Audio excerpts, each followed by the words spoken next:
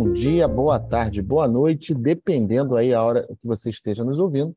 Nós estamos de volta com os nossos podcasts, na verdade, os nossos ouvicasts. O ouvidor pergunta e o especialista responde.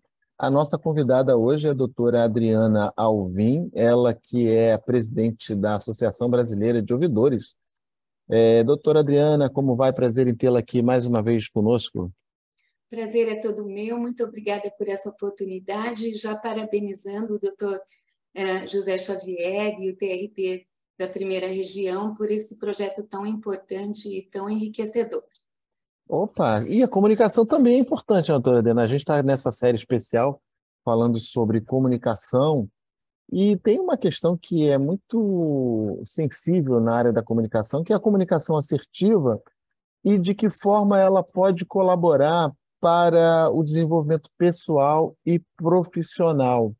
Eu estava ouvindo, doutora Adriana, recentemente, uma fala de um chefe de RH, e aí ele estava dizendo, né, dando como se fosse um coach, dizendo para as pessoas o que para eles é importante ter num currículo, né? E uma das coisas que chama mais atenção é se o candidato àquela vaga, isso na visão deles, né, de departamento de RH, era se o candidato tinha habilidades em outros idiomas e se tinha feito algum tipo de trabalho social, né? Além, obviamente, dos próprios requisitos para o cargo.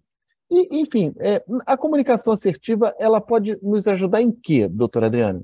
Bom, muito interessante essa sua abordagem, achei fantástico e, de fato, essa questão, eu acredito, da responsabilidade social é a nossa responsabilidade de sociabilizar-se, né? Sobretudo. Então, eu acho que esse é um requisito muito importante quando é classificado, quando é valorizado. E, claro, a comunicação, né? Em outros idiomas, sem dúvida, amplificando aí os horizontes, mas é preciso saber que você pode até falar uma segunda língua, uma terceira língua.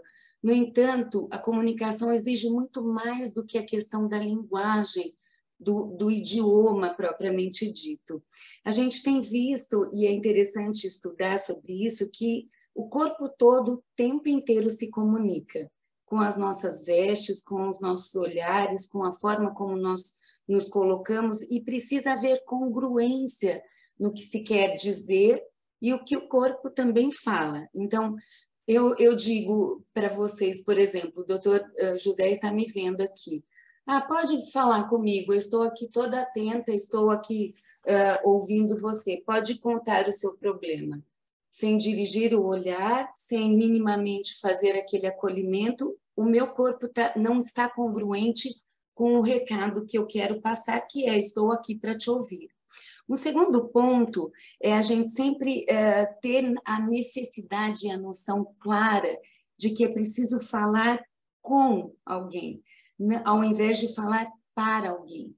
Quando a gente fala para alguém, a gente sempre discursa quase num monólogo e quase que, em alguma circunstância, muito possivelmente aquele outro já não está mais ouvindo você ou dialogando com você, porque eu estou falando para ele, tão somente. Agora, quando eu falo com alguém, isso tem uma importância e um valor totalmente diferente, porque eu adequo a minha fala, a minha mensagem, as palavras que devo usar, também àquele interlocutor, aquele receptor da mensagem.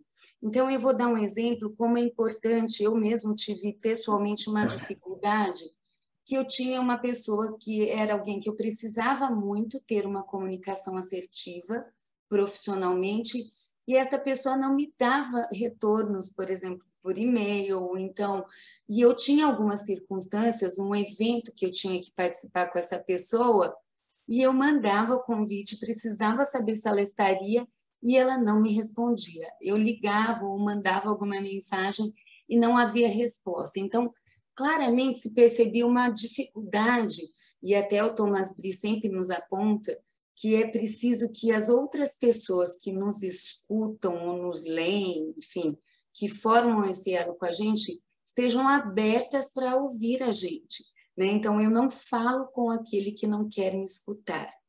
Por outro lado, eu perguntava de uma forma equivocada. As perguntas que eu fazia não eram adequadas. Então, eu sempre apontava isso como um grande problema. Eu preciso urgentemente saber se você vai àquele evento, porque se você não for, eu já dava toda uma justificativa que não era especialmente o que a pessoa gostaria ou estava aberta a ouvir. E aí existe, até veladamente, ou até a nível inconsciente de parte da outra pessoa, um desinteresse em formar este diálogo. E aí tem uma dica muito preciosa, né? Que é você fazer uma classificação e preparar a sua fala. É claro que a gente não vai fazer isso com um diálogo informal, um diálogo entre pares, não precisa tudo isso. Mas, por exemplo, para essa pessoa que eu tinha dificuldade de obter respostas sempre, constantemente, é preciso você, de baixo para cima, formatar uma fala com essa pessoa. Então, o que chama... primeiro, eu identifico qual é o objetivo, o que eu preciso nessa fala. O objetivo, nesse caso, era ter uma resposta, né, saber se ela ia num evento comigo, porque senão eu precisaria, num evento profissional, ter uma outra representação. Então, eu preciso construir, né, tomar cuidado que não é só eu sujeito da ação, mas essa pessoa é sujeita da ação. Então, o meu objetivo é que nós possamos saber se teremos condições de ir até o nosso encontro. Então, o objetivo é a primeira parte que a gente vincula aqui.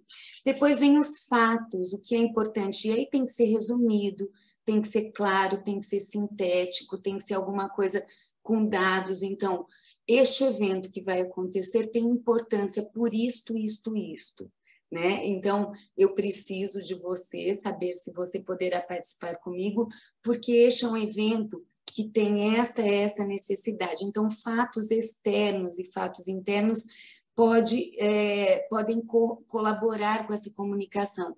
Eu constatei que estará neste evento o presidente de tal área, então seria importante que a gente pudesse fazer essa presença e também conversar com esse presidente sobre cursos, por exemplo. Estou dando um exemplo hipotético, mas que foi bem próximo da realidade.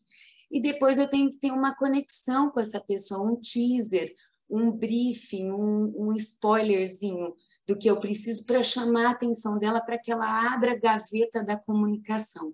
Então, é interessante que a gente tenha, às vezes, uma tendência: olha, eu preciso urgente da sua resposta, porque faz um tempão que eu estou esperando, que eu te perguntei, e amanhã é o evento. Muito possivelmente, essa pessoa se fecha ao diálogo quando eu venho com uma cobrança desse nível, né? Então, é diferente eu dizer assim: olha, eu tenho aqui um assunto, fulana, que eu preciso de sua especial atenção, né? E aí sim, isso dá um olhar diferente do que eu falar: olha, tem um pepino aqui para a gente resolver, você vai me dizer sim ou não brevemente, porque faz tempo que você não me fala. Então, nesse caso, eu construí toda uma dica para conversar com essa pessoa que não me dava respostas. E profissionalmente isso foi extremamente produtivo. E a partir daí a gente começou a ter um diálogo muito mais amplo, muito mais adequado. Eu falei dessa parte objetivo, fatos e conexão, só que quando eu for falar com ela, eu venho na parte contrária. Eu começo pela Então, conexão. doutora Adriana, a senhora usou umas expressões em inglês, teaser, briefing, spoiler, e tem uma outra expressão em inglês também muito utilizada pelos britânicos, que é o storytelling, que, na verdade, é a forma de você contar a história onde você cria aquele cenário todo favorável e você cativa a pessoa que está lendo. Isso é muito usado como uma técnica, né, pelos escritores, pelos autores de livro, né? É mais ou menos isso que você está falando, assim, você envolver todos os personagens daquela conversa para que eles se sintam também motivados ou, de alguma maneira, partícipes, né, de tudo que acontece. Exatamente, doutor José, você falou uma coisa extremamente importante. O storytelling é, de fato, uma técnica e que se assemelha muito a essa questão aqui de preparar o ambiente e que, inclusive, no storytelling, eles, nas práticas de PNL, Programação Neurolinguística, eles explicam muito a importância de você falar sobre fábulas, inserir alguns personagens fictícios em tese, né?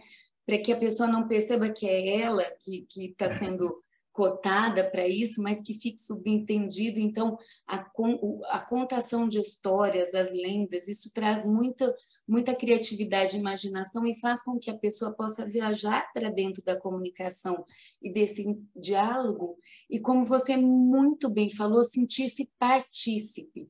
O que a pessoa precisa para saber que está dentro de uma comunicação onde ela faz parte, onde o que ela pensa é importante e real e necessário para a outra parte, é essa questão dela sentir-se coadjuvante, sentir-se um papel não secundário, mas um papel principal, não de coadjuvante tão somente, partícipe e construtora dessa relação. Muito bacana isso que você lembrou, professor, doutor, muito bom mesmo. E Sim, aí, porque, na verdade, quando a gente fala em comunicação, não necessariamente a gente está falando de diálogo ou de monólogo, né? Porque você pode comunicar-se muito bem através de um monólogo. Mas a questão é que quem está assistindo, para quem está se transmitindo aquela mensagem direta, assim, é muito importante que quem esteja transmitindo, na verdade, ela desenvolva uma comunicação que possa ser tão assertiva quanto possível. claro, claro. E aí o que a gente fala do diálogo e do monólogo é uma questão também da circunstância, né?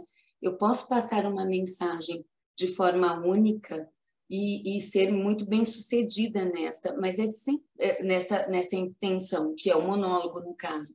Mas é sempre necessário dar a oportunidade da outra parte, que lhe escutou, trazer um retorno, né? Necessariamente é preciso estar aberto, porque senão a gente fica alguém que é muito mais fácil falar tão somente eu e dar bons conselhos para assuntos difíceis ou dar dicas, porque a gente tem essa necessidade até de falar que o que a gente está falando é o validado, é o oportuno. Só que eu me abro para o oportuno e para a experiência do outro quando eu permito que ele me fale, né? E aí, nesse caso que eu estava lhe contando, que é muito interessante, eu comecei a dizer para ela assim: eu estou muito curiosa, acho importante nós estarmos juntas neste evento. Né? Então, eu já trouxe para ela, estou muito curiosa em relação à sua participação, isso me traz alegria, saber se você poderá estar comigo ou não. E eu tenho uma dúvida se será realizado, se você atentou-se ao fato que é para amanhã. Então, eu constatei que acho que talvez você ainda não saiba que a gente precisa resolver para amanhã. E aí, o que eu preciso, o meu pedido é saber se é possível você estar comigo. Objetivar, claro, simples e sintético. E ela rapidamente me respondeu. Foi uma coisa muito impressionante como foi efetivo isso, né? Como esta parte foi muito valiosa. Uma outra coisa que a gente sempre fala é a questão do feedback, né? É importante eu, dentro do mundo corporativo das organizações, ter a oportunidade, especialmente quando eu estou numa postura de liderança, de dar feedbacks da melhor forma. Existem vários autores que falam da melhor forma, mas é impressionante como necessariamente é preciso estar às vezes numa posição somente com essa pessoa, para que esta pessoa não se sinta exposta, a não ser que seja um círculo de diálogo onde todo mundo participe e possa falar, inclusive, de você que é o líder, né? Mas se não, o adequado que seja as pessoas num ambiente mais restrito, mais respeitoso, e que depois de você dar o feedback preparado, objetivo, com posicionamentos e adequações, você se abra também para dar possibilidade para outra pessoa falar, né? Então, apontar fatos, apontar ocorrências, isso é muito mais adequado do que falar só de sentimento, como eu percebo, como eu te vejo. Isso é uma coisa que não necessariamente mobiliza o outro. E também aqui, assim, eu acho importante a gente destacar a possibilidade de fato, ouvir críticas conosco mesmo, né? Porque é muito difícil, né? Nós que atuamos em ouvidoria, doutor José Xavier, a gente sabe como é difícil apresentar uma crítica a outra área e a outra área ter esse olhar, né? Então, de Na forma... verdade, inventaram aquela expressão crítica construtiva, né, que nem sempre é construtiva e sempre é crítica, né? Sim. E quem recebe a crítica nunca recebe com a mente aberta de que aquilo ali pode ser um motivador para ela própria ter a sua melhora pessoal, né? Exatamente. E você sabe que às vezes até eu me vejo nessa dificuldade, né? A gente que encaminha várias críticas, quando uma vez fomos criticados enquanto ouvidoria, eu fiquei tão ofendida e depois eu disse, não, calma, é preciso ver como os outros te veem também, como veem as Claro. áreas e dentro destas críticas.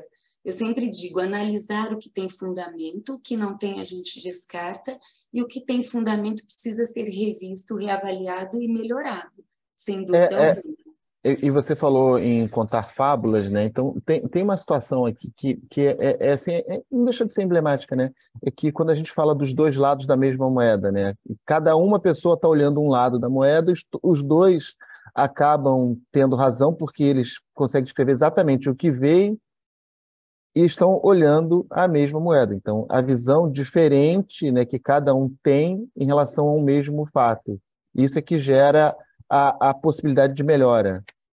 Eu gosto demais dessa abordagem sua, doutor Xavier, porque, de fato, a gente tem várias visões e a gente tem estudado que as visões são tão díspares e tão repleta de detalhes e de vivências pessoais e de outros repertórios que a gente utiliza quando a gente vê um lado da moeda, a gente utiliza não só aquela visão imediata, mas algumas coisas passadas, alguns arquivos da nossa mente, outras comparações que fazemos com fatos próximos, e aí a gente vê aquele lado que é díspare, é diferente e muitas vezes antagônico ao outro, e daí pode surgir de fato ou conflito, e ele não administrado, não gerenciado, pode ter sim uma conotação negativa e nociva, ou então um mecanismo de mudança, de melhoria, de promoção, de desenvolvimento pessoal e profissional e organizacional.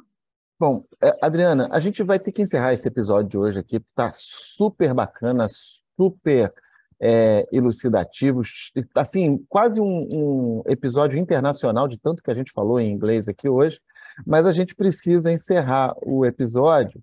E eu queria, Adriana, aproveitando já essa sua última fala aí, falando de conflitos, te convidar para a gente abordar a comunicação na solução de conflitos. Queria já deixar esse convite aqui para você. Convite aceito, muito obrigada. Pronto. Então, gente, encerramos aqui o episódio de hoje, né, falando sobre comunicação, comunicação assertiva, colaborando para o desenvolvimento pessoal e profissional com a professora doutora Adriana Alvim, ela presidente da Associação Brasileira de Ouvidores Ombudsman. Eu deixo aqui as nossas diversas temporadas que já podem ser acessadas nas plataformas de streaming da sua preferência, Spotify, Google Cast, Apple Cast, ou no canal do YouTube da Escola Judicial, tem todas as temporadas lá. Aproveitem, dê a sua colaboração, dá lá o seu joinha, o seu like e continue sempre nos prestigiando. Nos vemos em breve no próximo episódio. Um grande abraço a todos.